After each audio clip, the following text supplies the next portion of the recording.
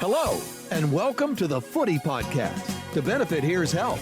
Here's Help is a nonprofit comprehensive rehabilitation and educational agency that's been providing treatment services in South Florida since 1968.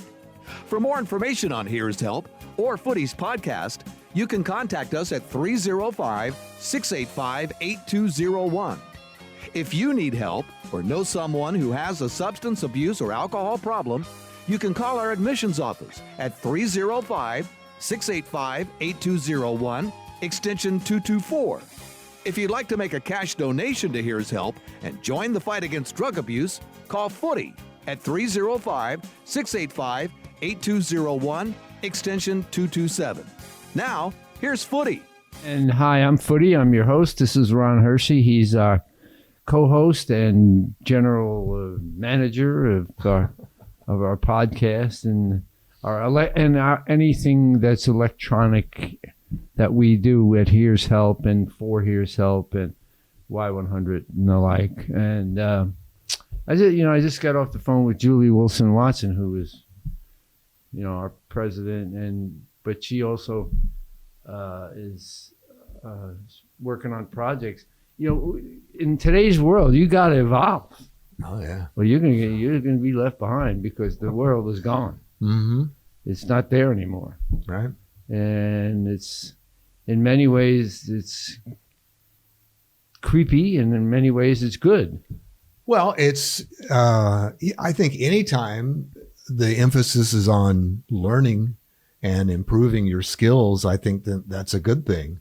And my wife Lori is a typical example of that. She lost her job at Rapids Water Park, and she has spent this entire time learning new skills. She's become the video editor for the Here's Help show.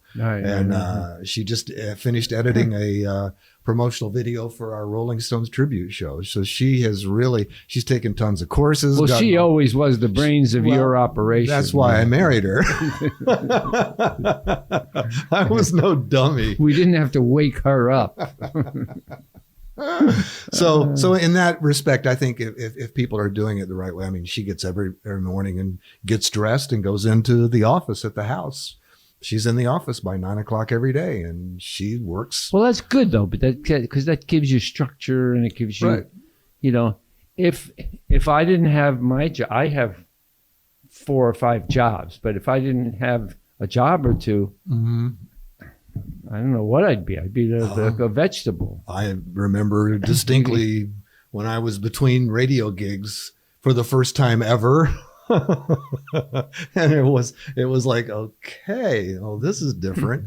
And I felt I was supposed to be doing voiceover work from home. And I just checked out, pajamas all day. You could only fish and lay around and watch TV so much. Yeah. You have to almost, that's a very good point, because it's kind of what I've done. I forced myself to have a functional life, mm-hmm. and to not just become totally dysfunctional or semi-functional, whatever it happens to be. And Here's Help keeps me going that way. Mm-hmm. And in fact, I was just, Nicole Kovar. Sure. We were just talking to Nicole. We're going to do projects with Nicole and her and the Dan Marino Foundation with Mary and some of the other folks there. And for folks who don't know Nicole. Nicole Kovar is from Y100 for 100 years, and she is a marketing genius. But we have to take a little time out today because Butch Stewart. Did you know Butch? No. I don't think you did, yeah. Mm. Butch Stewart, Sandals, Beaches, all those resorts, that was Butch. And now his son and his daughter, but Butch passed away. Oh. So we lost a good one there. Mm-hmm. And we also, Frank Amadeo. Yeah, we talked about that a couple of weeks ago.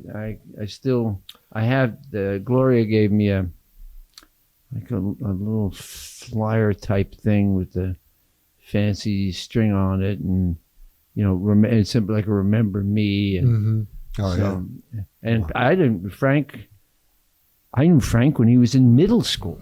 Yeah, he was He had just become the music director at Y100 when Sonny and I got there. So yeah, that was early. He was young. I know that. We all were. He was very smart. What the hell happened? He was very smart. He really was. And he could reason with me. Frank could get me in the right place always. Because we were doing a lot of stuff up in New York at the record companies. We were putting on events. We were putting on concerts. And I got a lot of wing-ding and all that. It's a lot to do. I got all the credit, and Frank did all the work. But just a great guy and a real legend in our business. And it's a shame that he's gone too. They're dropping like flies. It was a rough year. Yeah. Very rough year. Yeah. And speaking of Frank, we do this podcast every week from Frank Amadeo's name is right here outside on the building. Our music and arts building is named after Frank. Right. Frank was literally in middle school when he started to work at Y100. He was a phone answering guy. And I'd be out at football games and concerts and coming back in with Reggie the van driver and, Reggie the van driver. Yeah, wow. we thought beer was part of the adventure. So, but those were the days. But now we have Nicole Kovar. She's joining our team also. Oh, that's great. She's always been on our team. Well, we've gotten a lot of support over the years. So you're going to be seeing new and different things from us. And Mary, by Mary, I mean Mary Parton at the Dan Marino Foundation. Mary is embarking on some other projects. She has to do evolving. And as usual, we're going to team up one way or the other. Well, even the Here's Help show has evolved into a podcast in the last year from being what we call terrestrial radio. Typical broadcasting. Sounds like you're coming from Mars. The Enterprise. Look out, it's a terrestrial. But you're right. I mean, you do have to change. And I guess in a way, it's always good, as I say, because if it forces you to improve yourself and add additional skills, then you got something going on anyway. Well, speaking of something going on. Yes. Footy's Hot Sauce, which we put together many years ago, and we really kind of struggled, and we're a boutique product because we were with Publix for all those years, so it's and then Publix went through their evolutions, but now Publix is taking us back. We have people that are going in and ordering, saying to Publix, "Where's my footy sauce?" That's great because the commercials that we've been running have been saying, "Go to Publix and ask for footy sauce if you don't see it." Keep that going. It works. Yeah, wow. Keep that going because that is so cool. We're getting reaction to it, and we ordered a lot of. Oddly enough, one of the people that helped us evolve is Judge Leifman. He's from family court in Dade County, but he was a footy sauce fan, so he went to Publix and said, "Oh, that's too funny." Said, "Where's my footy sauce? What's going on?" And they called us and said, "Listen, we got to give us some sauce." So we did. So it was good. That's great. Well, it is great. I mean, I have to say, that it's a quality product. Yeah. I'm a real wing person anyway. Yeah. And wing sauce is the whole deal. And but the hot sauce too it's not overpowering. Right. It's not hot. Right. It's flavorful. Right. And both of those products, we had another product, but we discontinued it because it was just, how can I explain it? People couldn't use it. What was it? It was like a steak sauce, I think, that we came up with. Yeah, it just didn't work. It just didn't work. It wasn't any good. So we stayed with the hot and wing, and that's kind of our world.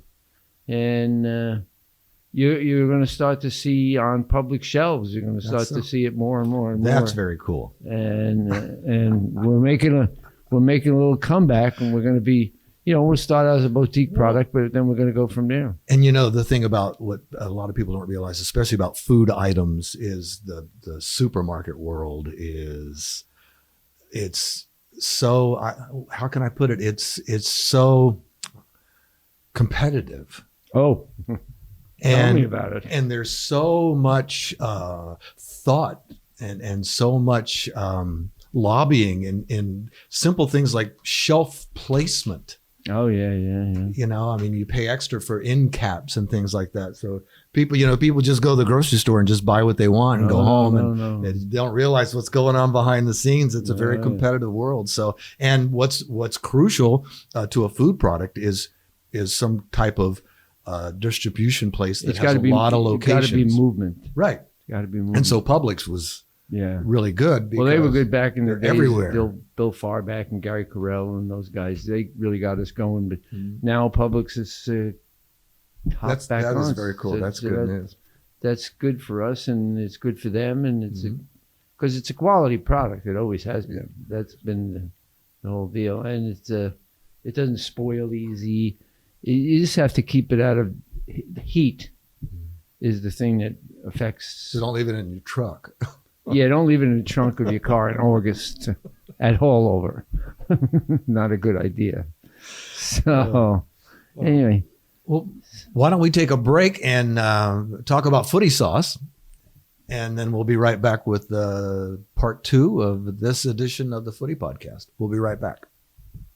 Have you been introduced to Footy Sauce? Footy Sauce makes it easy to give ordinary chicken wings extraordinary flavor. Footy Wing Sauce is made with a perfect blend of herbs and spices. So what are you waiting for? Pour it on. Footy's Wing Sauce guarantees you a better taste than chicken wing every single time. When you fire up the grill, pour it on. Let Footy be your wingman. Kick your next party up a notch with Footy Sauce.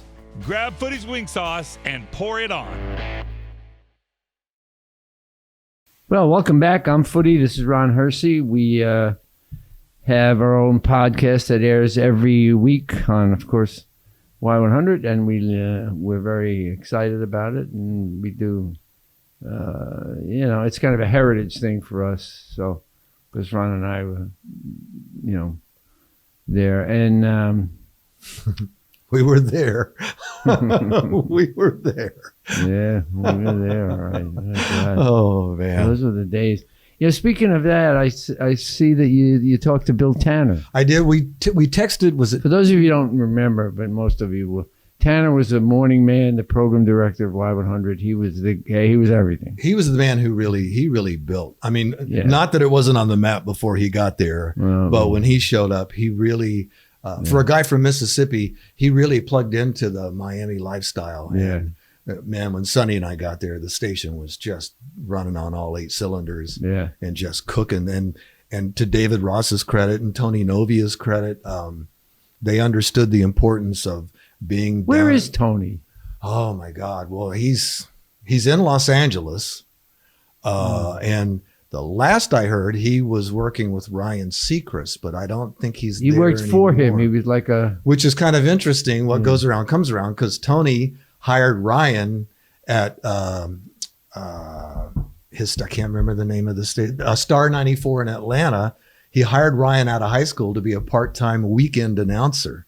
So funny how things went full circle, and Ryan wound up hiring Tony. I don't know that Tony's still working with Ryan. No, I don't think he is. I think they went separate ways. And Tony's wife, Maddie, from Sabado Gigante, is she's in real estate now. She's doing in California, trying to sell some pretty high-end real estate. So it's very funny. We're talking about people from Y100, Tanner. I'm still going fishing and going to the Bahamas. Yeah, right. What happened to me? I don't know anything else. I was doing some research for my newscast the other day, and I was following a news story in Texas. So I pulled up a YouTube video of a TV report on the story I was following, and who pops up but Doug Dunbar, the famous midday personality from Y100 who transferred to TV news here. He worked at 10. Was it at 10 for a while? He worked at Channel 10. Then he went to Texas. And he's been out there ever since. He's like the Ralph Rennick of Houston or Dallas television. Who would have ever thought?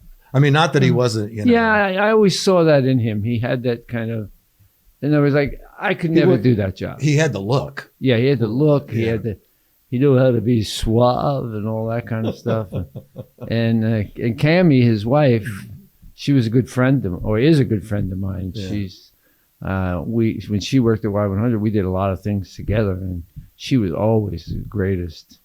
And Dunbar was lucky to get her, believe me. We all kind of lucked out, didn't we? Well, he really did. But it's funny. I still hear from Bill Tanner from time to time, but it's always like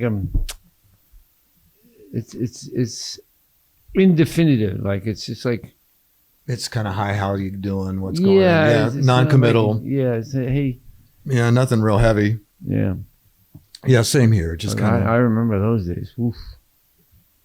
So. Well, you first wound up on Y100. I think you told me, speaking of names, Jim Reilly of the Tanner in the Morning show. Oh, yeah. Well, who was also, let me tell you the story. Jim Reilly somehow or another hooked up with Bill Tanner. He was the newsman for the morning show. The Portly, Iowa newsman, as Tanner called him. And Bill was the talent. It was you three. Program director. Oh, and, before. No, it was just those two. Just those two. Jim was incessantly lazy. Now, they had to have, for, certain requirements, they had to have a public service show. Yeah, when you apply for a license to broadcast, you have to tell the FCC how many hours you're going to devote to public service. Somehow or another, Jim Reilly contacts me to come and talk about Here's Help. And this was in the early days of Here's Help. Yeah, in the program. But it was important back then, and we were on the landscape, and so I came in to be a guest on the Jim Reilly Y100, public service show. Well, I'm not there 5 minutes, and Jim Reilly goes, "How'd you like to take the show over?" And I'm like, "What? I don't even know how to turn on the microphone. I don't know." Right. Yeah. I'll teach you. Because he was so lazy. Well, to be fair, it was live, and it was Sunday morning at 6 a.m. Oh, no, we recorded it. Oh, did you? Yeah, oh, it was not live. Oh, all right. He wasn't going to He do wasn't that. doing that. So I'm there. So he, rather than find a variety of guests, he just kept asking me. Mm-hmm. And I would go every week. Before you know it, I'm like, okay. And he weaseled his way out of doing the show, which was his goal the whole time. Mm-hmm. And Bill Tanner hired me to be the host of the show. And that's how it evolved into the Here's Help show, because we only had one subject. Okay. And that was it. But Bill was a supporter of Here's Help. We did an event up on the highway, Federal Highway, and he sponsored it and did a whole thing. So he and plus, especially, well, nowadays, but back then it was like drug use and abuse was out of control. Oh my God. Yeah. So we had we fit right in. So I'm doing the show, the Here's Help show, because Jim Reilly's gone. He's like went and got coffee or whatever. Or whatever. Yeah. And so I'm there. I'm the host. Mm-hmm. So Bill Tanner gets used to seeing me walk down the hallway once a week. Mm-hmm. And he asked me, "How's it going?" I was in the show. I listened to the show. I would check in. So yeah, great. He goes, "Hey, come here." I go, "What?" He goes, "You know anything about sports?" And I go, "Yeah, I love sports." And back then I was playing fast pitch softball and all kinds of things. And he goes, "Well, I want you to be our sports director," because Bill didn't know anything. I mean, he didn't even know what a baseball was. Mm-hmm. And Jim Reilly was too lazy to do anything. Right. So he made me, and he called me in the office. He says, "I'm going to make you our sports director." And I said, "Okay." And I'm looking around like, "By the way, don't you know I have a job there on 151st Northwest 27th Avenue?" Right. But anyway, He went, Bill Tanner, and he called all the sports franchises in Miami. He got me passes. Credentials. Yeah, he's like, and they gave me a hard time. I think it was the Dolphins, and what was his name? The general manager. Oh, you'd know it. But anyway, he got pissed off because they wouldn't give me a pass, and he like Y100 wouldn't broadcast or report on the Miami Dolphins until they did. Wow. He told him, you better give him a pass, or you're not going to get our 100,000 people that. Yeah. And they did. Cunningham, that was his name. Oh, right. I haven't heard that name in a long time. Yeah, Cunningham. He told me, and he gave me the pass, and I was in the lower press box. I was sitting next to Howard Cosell. I was like, what is this? I don't know. I don't know how to turn the microphone on. What are you talking about? And they had me there, and Bill had me. I had to do reports. Bill, smart, he knew that people wanted to hear about the football games. And if they didn't hear about it from you, they'd go somewhere else. Yeah. So he added in the sports features, and I did them, and I had passes. I'd go to like Palm Beach to the drag races. I mean, I went to everything that came about, and particularly, of course, the Miami Dolphins. And I remember one time, this was a good one. Cheech and Chong came to visit us. Oh yeah, we talked about this. Yeah, and they wanted us to go to Dolphin camp. Oh yeah, to see Coach Shula. It was like, who are these guys? But Bobby Monica and Dan Marino were there. They got a big kick out of Mike Kozlowski and anything. You know what? But, go ahead. But we, how can I say this?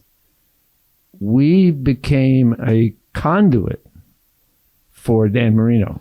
Well, for the whole Dolphin team. I mean, Well, I remember when I was there. Yeah, Larry Zonka, Jim Kick, all those guys. Every Monday after a game, somebody, and it was always somebody big was in the building on the air with us and the the Bruise Brothers, Lyle and Glenn Blackwood. Well, Lyle and Glenn were regulars. Yeah.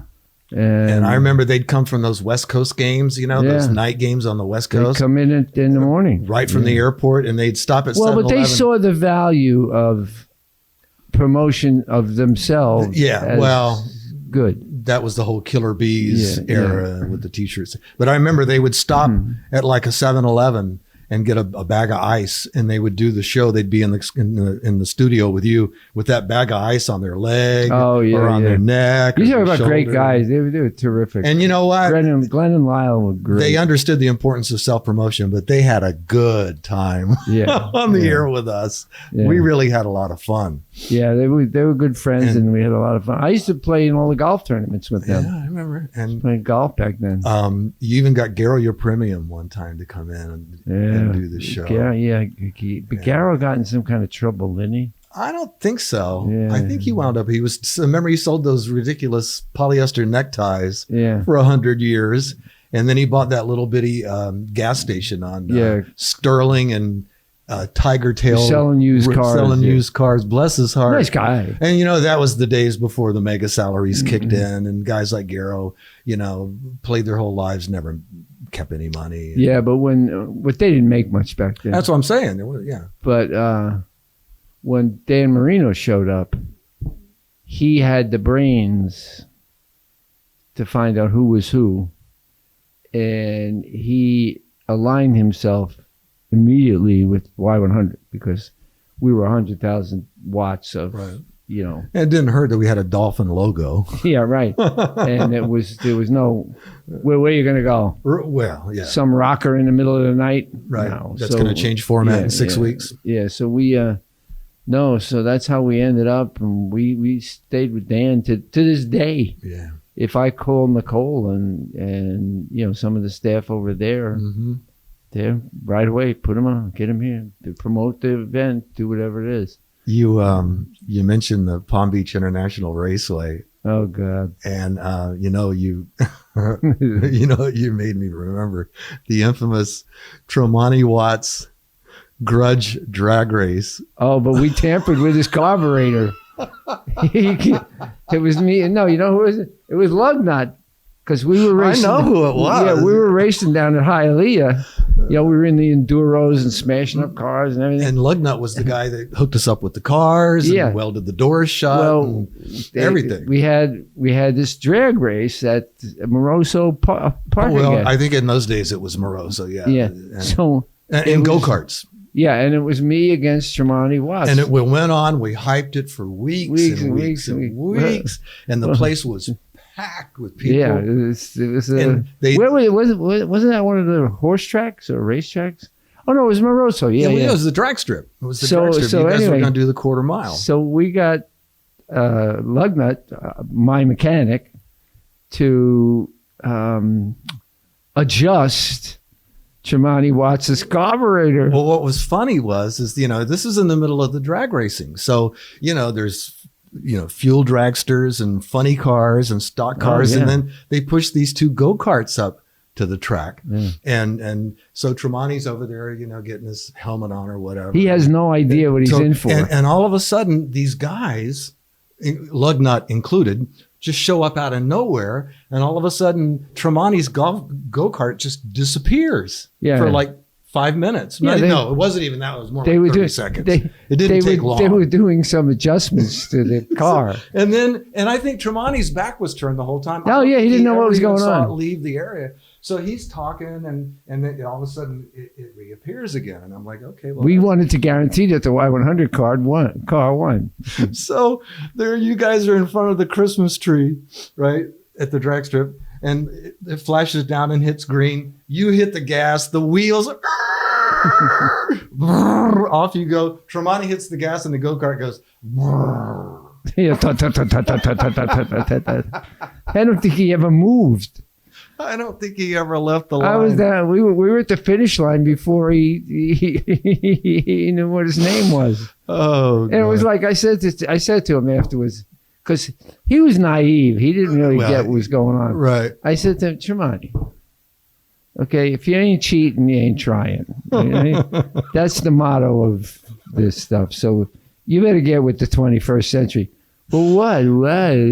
He thought he had a defective car. Well, he did, because we made it defective. Hey, Tremonti, you have a good time at the drag strip? And I made it worse because when we went back to the show like Monday morning. I tortured him. Okay? Hey, Tremonti, want to give me a ride in your golf cart? I got an hour to kill. Take me around the block. Yeah, poor guy. He passed away, right? Yeah, there's another one that passed away. We could do a whole show on I don't want the guys we've lost, men and women. So, but on that, we should leave it on that note because that was pretty funny. The great Tremonti Watts drag race, the grudge match. He didn't understand. He didn't understand the real dynamics of racing little cars and whatever else. You gotta cheat, or you might as well stay home. Never even entered his mind. No, he didn't. Yeah. And Lugnut had the car like. It was so rich. I think it just shut down. I think it went on fire. No, that was you at Hialeah. Oh yeah, you got hit in the turn 4 and the car burst into flames. Yeah, that was. That was. I don't know how long it took you to get out of that car. If it was 30 seconds, it was the longest 30 seconds of my life. I can imagine it. Well, I dove out the window. No. Because it was the car was on fire, and we went through the wall, and we were like partially in the stands. Right. Well, no, I remember we had to move because the heat was. They were like, "Okay, folks, let's tune in next week, and I'll tell you about offshore racing." Oh man, it's a wonder we survived. It's a miracle that we survived some of the stunts we've pulled over the years, but we sure did have a lot of fun. And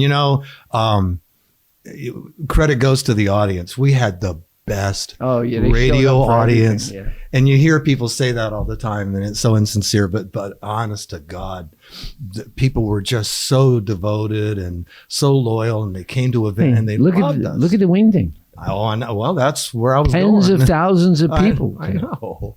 And it would just be, we're going to have a young circle. We got to this and that and the other thing. And Started out in the parking lot of the Pembroke Mall. It wasn't even open yet. Yeah. For like, what, 2 hours? That's when all the chicken wing places spilled the oil all over the parking lot. Created like a biohazard. It was. They had to the come. opening They of had the to mall. come and clean out. They had to put like sawdust over the whole parking lot, and it was like. But Mayor Chuck Flanagan was mayor back Right, then, so it was didn't like, matter. It was like Footy's going to do whatever Footy wants to do. Right. Okay, so you get your inspectors and you get your. Well, I remember. Or wait, he told them. He said, "Or you'll be dealing with my police department." He told them that. Well, that's what I mean about a great audience. So, but no, I mean, and supportive and show up at events and the crowds like you wouldn't believe. Yeah.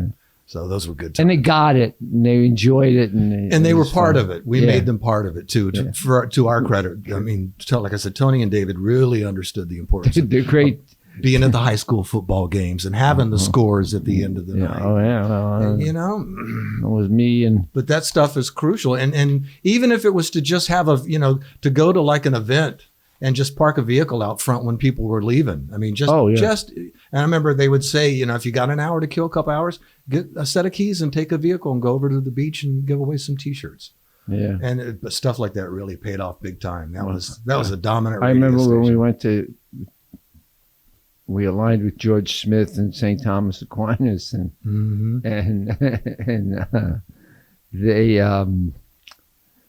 we inordinately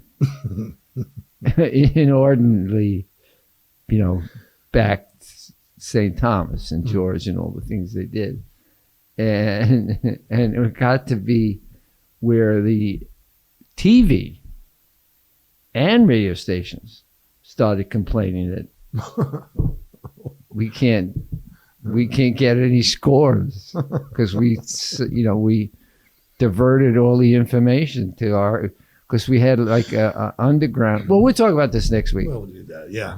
All right. Well, listen, thanks for being with us. This was actually a crooked stunt. We may want to discuss this with legal first before we do that. But thanks for joining us on the podcast. Thanks for watching. Make sure you subscribe. Just click on the subscribe button, click on the little bell, and we'll notify you when we have a new podcast loaded up. Thank you so much for watching. The numbers are increasing all the time, and we appreciate your viewership. And we will talk to you next time here on Footy's Podcast. Thank you for listening to the Footy Podcast. To benefit, here's help. For more information about the Footy Podcast or Here's Help, contact us at 305-685-8201. If you need help or know someone who has a substance abuse or alcohol problem, you can call our admissions office at 305-685-8201, extension 224. If you'd like to make a cash donation to Here's Help and join the fight against drug abuse, call Footy at 305-685-8201, extension 227. The executive producer of the Footy Podcast is Sam Zacco, COO of Here's Help.